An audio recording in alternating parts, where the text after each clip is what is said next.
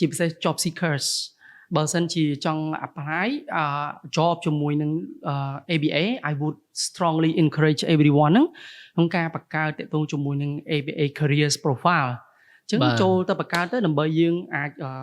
broaden career opportunity របស់យើងជាមួយនឹង ABA បានអញ្ចឹងដូចយើងបានជជែក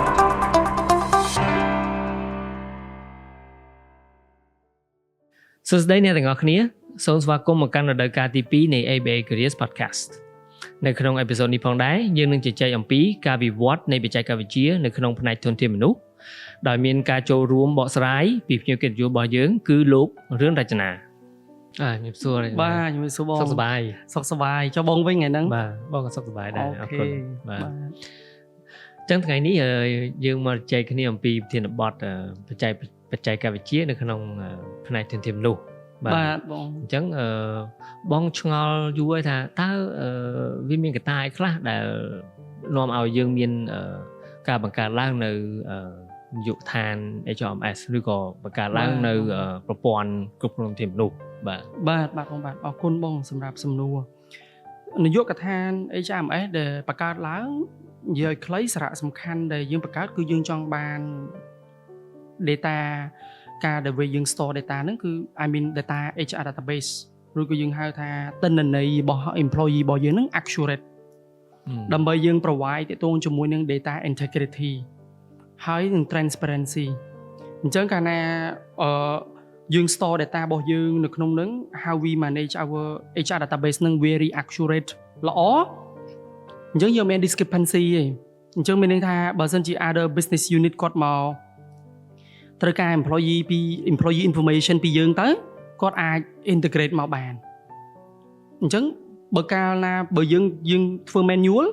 វាអាចមាន discrepancy កើតឡើងដោយសារអីមាន error អីផ្សេងអញ្ចឹងទៅពេលយើងកាត់ manual អីអញ្ចឹងទៅអញ្ចឹងជំហានដំបូងអ្វីដែលនយោបាយកឋាន HRMS នឹង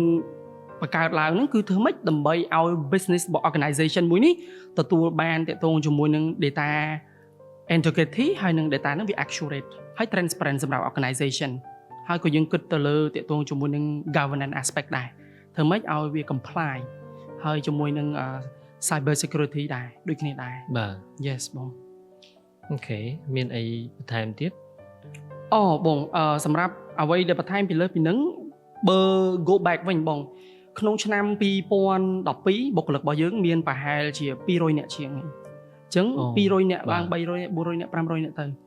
អញ្ចឹងក្នុងកំឡុងពេលហ្នឹងយើងប្រើតាមរយៈ manual វាអត់សូវមានបញ្ហាហ្មងនេះដោយសារតែ number population របស់យើងតិចអញ្ចឹងនៅពេលដែល number population របស់យើងច្រើនវា a little bit challenge ទៅពីមួយថ្ងៃទៅមួយថ្ងៃទៅអញ្ចឹងបានយើងធ្វើម៉េចដើម្បីឲ្យមាន system មកជួយសម្រួលការងារទាំងអស់ហ្នឹងអញ្ចឹង other business នៅពេលដែលគាត់ត្រូវការព័ត៌មានហ្នឹងគាត់អាចយកបានមានភាពងាយស្រួលជាងមុនដែលអ្វីដែលយើងអាចជួយសម្រួលទៅ business បានបាទអូខេហើយយើងក៏បន្ត develop រហូតទៅតាំងពេល database យើងបានហើយយើងក៏ចាប់ផ្ដើម develop ទាក់ទងជាមួយនឹងbusiness I mean BAU business as usual របស់យើងទៅលើ hiring requisitions អញ្ចឹងក្រុម TA របស់យើងពីមុនហ្នឹងគាត់ប្រើសេវាកម្មដែលគាត់ service ទៅ all hiring manager របស់យើង across the bank wide ហ្នឹងតាមរយៈ paperwork ក៏ឡើយទេអញ្ចឹងយើងបានជួយ support គាត់ក្នុងការ turn អាហ្នឹងទៅជា digital platformអញ្ចឹង other hiring manager ហ្នឹងពេលដែលគាត់ make a requisition គាត់អាចចូលតាម system បានអញ្ចឹងវាអត់មានការបាត់ឬក៏បាត់ grass name ហើយ turn around time ដែលយើង service គ្នាទៅវិញទៅមកហ្នឹងវាបាន speedy ជាងមុនហើយគាត់បានទទួល candidate ហ្នឹងក៏បានច្រើនជាងមុនដូចគ្នាដែរហើយអញ្ចឹង TA របស់យើងគាត់មាន system មួយដែលគាត់អាចប្រើសម្រាប់ support as a whole business បន្ទាប់ពីយើង build ទៅលើ hiring requisition ហ្នឹងហើយយើងពីមុនយើងទទួល CV តាមរយៈ hard copies yes hard copies អញ្ចឹងដល់ពេលឥឡូវយើងអត់ចាំបាច់ឲ្យគាត់ផ្ញើតាម email ទេយើងបានបង្កើតទាក់ទងជាមួយនឹងហៅថា candidate portal ដែលរាល់ថ្ងៃបាននៅក្នុង production មានន័យថាដាក់ប្រើប្រាស់ហើយអញ្ចឹង candidate ពេលដែលគាត់ចូលក្នុង website របស់ ABA គាត់ចូលទៅ careers.ababank.com គាត់នឹងឃើញមាន vacancy opening ជាច្រើនដែលគ្នាយើងបាន post នៅក្នុងហ្នឹងហើយ hiring manager គាត់ស្នើសុំ request គាត់អាចចូលទៅដល់គាត់អាច click ទៅលើ vacancy មួយណាដែលគាត់ interested នឹង match ជាមួយនឹង qualification របស់គាត់អញ្ចឹងគាត់អាចបង្កើត account I mean បង្កើត ABA candidate profile នឹងបាន គាត់ចូល register ទៅគាត់អាច apply នៅពេលដែល apply ហើយនឹងគាត់មាន vacancy ហ្នឹងមានថា hiring managers across the bank wise ហ្នឹងនៅពេលដែលបើគាត់មាន profile មាន vacancy open ទាំងអស់ពេលដែលគាត់ apply មកអញ្ចឹង system ជួយគាត់ទៀតគឺប្រាប់ទៅ other hiring managers មាន applicant ប្រមាណដែលមាន available នៅក្នុងហ្នឹងដើម្បីឲ្យគាត់ធ្វើការជ្រើសរើសព្រោះយើងមាន candidate matching និង suggestion ឲ្យគាត់ដូចគ្នាដែរថាតើ profile របស់គាត់ match ជាមួយនឹង vacancy ដែលយើង opening ហ្នឹងប្រហែលប្រមាណភាគរយដែរអញ្ចឹង hiring manager គាត់អាច TA របស់យើងក៏ជួយសម្រួលក្នុងការធ្វើ long list ឲ្យគាត់ហើយ hiring manager ក៏គាត់អាចមើលឃើញ long list ខ្លួនឯងគាត់អាច short list ខ្លួនឯងដែរអញ្ចឹង all in all ពី HRMS system តាំងពីយើងសារៈសំខាន់ដែលយើងមានតាំងពី accurate ទៅលើ employee database យើង support ទៅលើ hiring requisition ដូចគ្នាដែរវា speed up business ជាងមុនបាទ yes ចុះមិញថាពេលដែលមាន vacancy ថាមាន job announcement ក្នុង system របស់យើងឬក៏ក្នុង bank របស់យើងបានគាត់ apply បានត្រូវទេចុះបើអត់មានចុះបើគាត់អត់មានចង់ថាយើងវាអត់មាន job announcement អីបាទតែធ្វើថាគាត់មក apply ឬក៏គាត់មកបង្កើត profile អីបានអត់អូខេបើសិនជាក្នុងករណីបងឆ្លើយតបជាមួយសំណួររបស់បងបើសិនជាក្នុងករណីដែលគាត់ចូលទៅ apply នៅក្នុង vacancy នឹងទាំងអស់ vacancy នឹងគាត់អត់មាន vacancy មួយណាគាត់ពេញចិត្តទេដោយសារតែវាអត់ match ជាមួយនឹង qualification របស់ currently របស់គាត់ឬក៏ career aspiration របស់គាត់អត់ទាន់មានទេគាត់អាច go for another functionality ដែលយើងមាននៅក្នុងហ្នឹង system អាច allow ឲ្យគាត់ហ្នឹង leave ទាក់ទងជាមួយនឹង job preference របស់គាត់ស្រឡាញ់ job មួយណាឧទាហរណ៍របស់ខ្ញុំអញ្ចឹង career aspiration របស់ខ្ញុំបើសិនខ្ញុំស្រឡាញ់ career HR so my next move for example I want to go for the next level អញ្ចឹងខ្ញុំប្រាប់ថាប៉ោះមួយនេះខ្ញុំចង់បាន1 2 3ហើយខ្ញុំព្យាយាមបំពេញព័ត៌មានដែលខ្ញុំមាននៅក្នុងនឹង background របស់ខ្លួនឯងដើម្បីឲ្យ system វា read ហើយស្រាប់នៅក្នុងនឹងអញ្ចឹងនៅពេលដែលមាន vacancy ដែល open system អាចជួយ notify ខ្ញុំថានៅក្នុង ABA មាន vacancy ប៉ុណ្នេះmatch ជាមួយនឹង profile របស់រចនា apply ចង់ apply អត់គេមានប៉ុស្តិ៍បើកហើយអញ្ចឹងគាត់អាច broaden អា career opportunity ជាមួយនឹង bank បានច្រើនជាងមុនឡូយណាបាទអញ្ចឹងទំនើបខិតទំនើបអញ្ចឹងមានថានៅ HR នៅ ABA អញ្ចឹងលែងទទួល CV លែងទទួល CV ជា hard copy ជាដៃជាអីមកទៀតយកមកដាក់នឹងផ្ទាល់ទៀត hard copy អាចនិយាយថាយើងចង់ឲ្យគ្នាយើង go for paperless អញ្ចឹងយើងអាចជួយ save environment ជារឿងមួយដែរដែលយើងត្រូវធ្វើម៉េចដើម្បីឲ្យយើង save the earth together go with paperless អញ្ចឹងយើង encourage yes of course បើសិនជាគាត់ថាចង់ apply យើងនៅតែទទួលគាត់ថាយើងព្យាយាម encourage គាត់ transform ជួយនាំគ្នាយើងឲ្យទៅប្រើទៅ digital platform វាមានអត្ថប្រយោជន៍សម្រាប់គាត់ច្រើនហើយគាត់ជាពិសេសនេះគឺឱកាសការងារជាមួយ ABA នោះ broaden opportunity ជាងមុនហ្មងបាទដោយសារគាត់មាន profile meaning to say ថា all the hiring manager ឃើញ profile គាត់គ្រប់ពេលហ្មងបើសិនមាន vacancy ដែល opening system read ថា profile របស់គាត់នឹង match ប្រហែលភាគរយគឺ candidate suggestion ទៅកាន់ vacancy ដែល opening គ្រប់ hiring manager ទាំងអស់អាចឃើញគាត់ផ្ទាល់តែម្ដងអូខេបាទចុះបើគាត់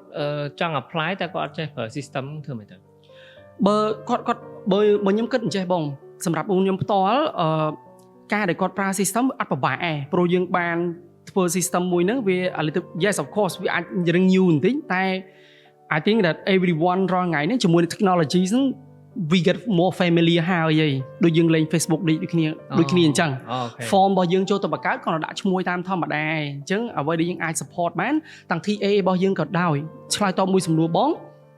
TA របស់យើងនៅពេលដែល frontliner គាត់ទទួល CV sometime ហ្នឹងក៏យើងមានដាក់ទូរស័ព្ទគាត់ call សួរដែរអញ្ចឹងណាអញ្ចឹងក៏យើងជួយ educate គាត់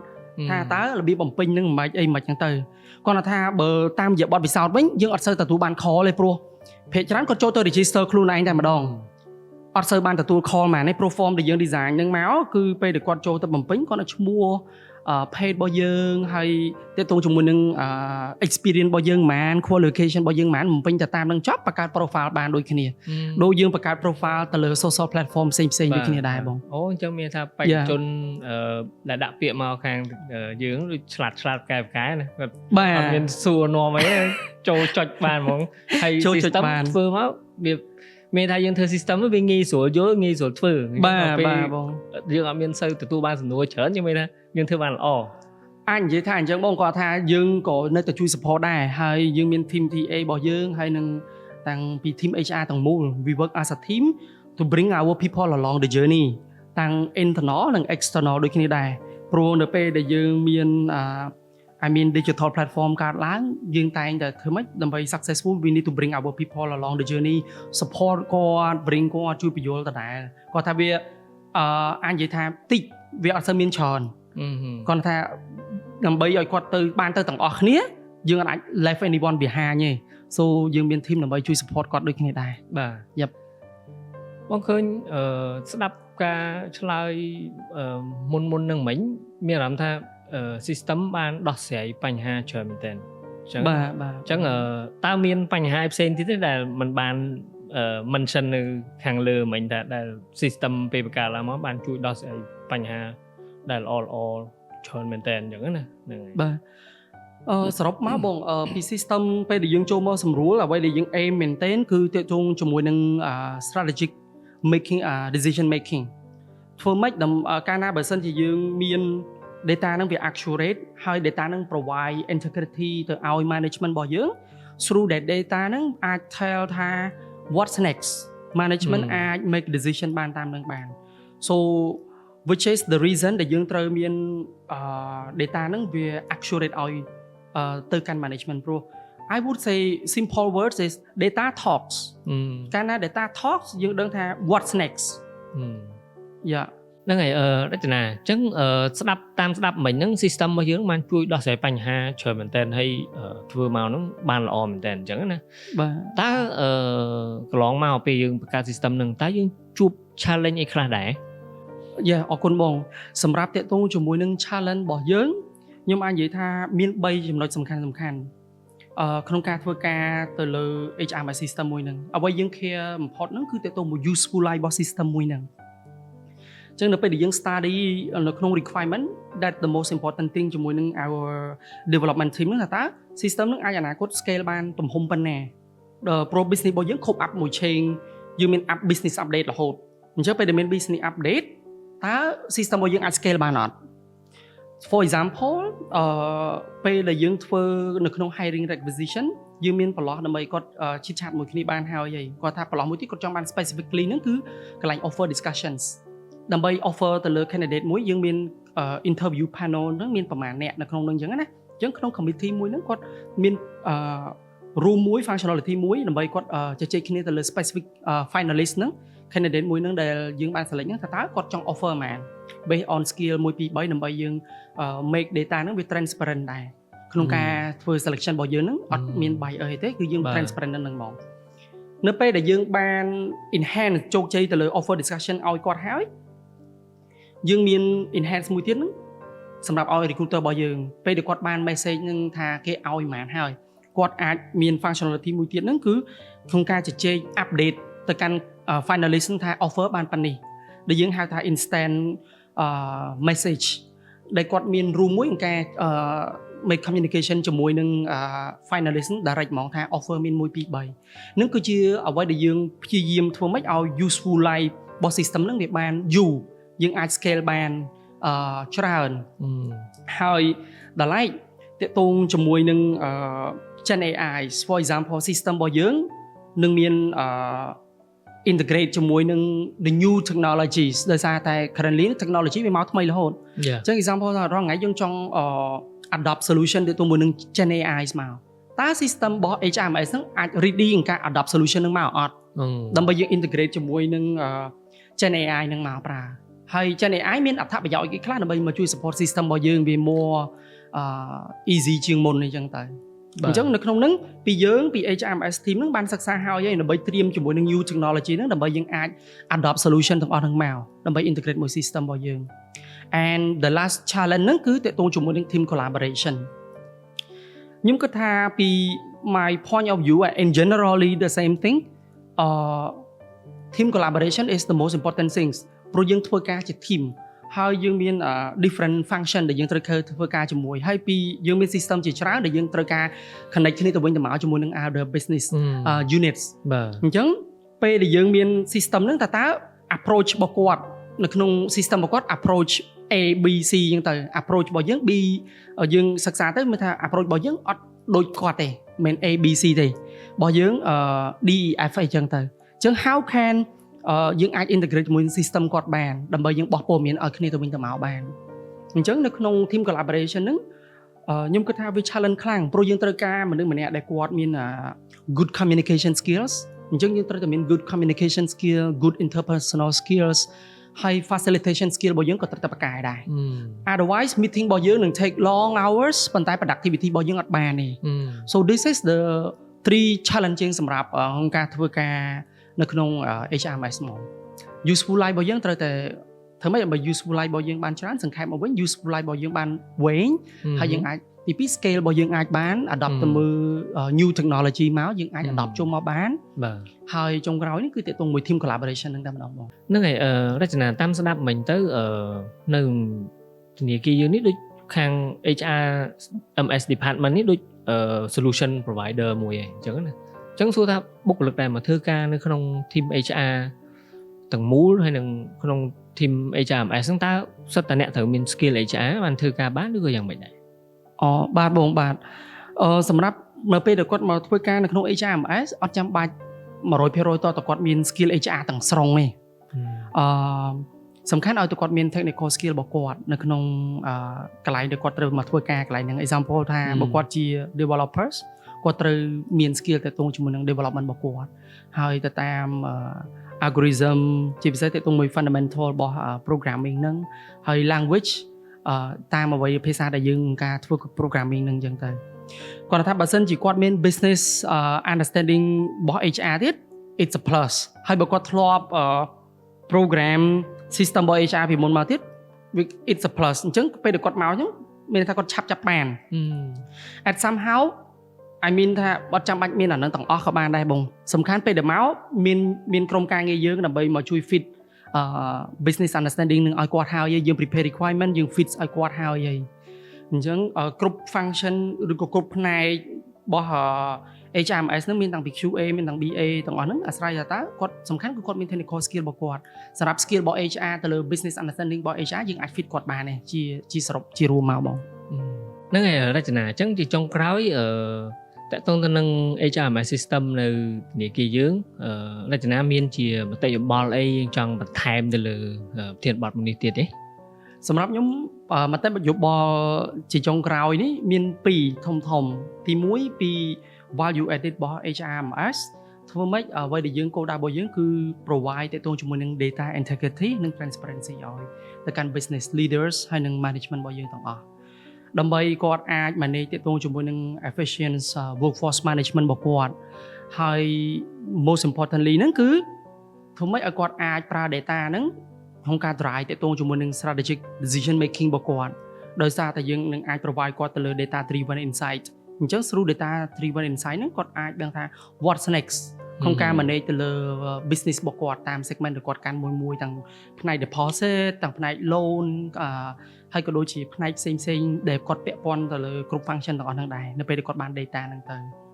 ហើយសម្រាប់ទៅកាន់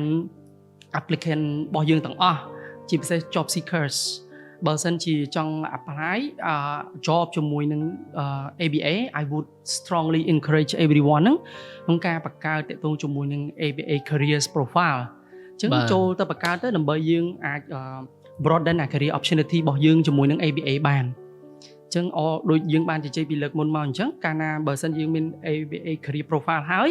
hiring managers across the bank wide ហ្នឹងអាចឃើញapplication របស់យើងហ្នឹង at any times នៅពេលដែលមាន vacancy ហ្នឹង open ហើយបើសិនជា vacancy ដែលគេបាន post នៅក្នុងនោះហើយយើងអត់តន់ពេញចិត្តយើងអាច leave ទាក់ទងមួយ job preference របស់យើងបាន so ជាចុងក្រោយខ្ញុំមានតែ2ចំណុចហ្នឹងទេបាទបងអរគុណច្រើនបាទអរគុណបងដែលបានចំណាយពេលវេលាចូលរួមក្នុង podcast មួយនេះបាទអរគុណច្រើនអរគុណបងអរគុណក្រុមការងារទាំងអស់គ្នាកម្មវិធីនេះនឹងធ្វើការផ្សាយចេញនៅលើបណ្ដាញសង្គមរបស់យើងដែលមានឈ្មោះថា ABA Careers សូមជម្រាបលាជួបគ្នានៅអេពីសូតបន្ទាប់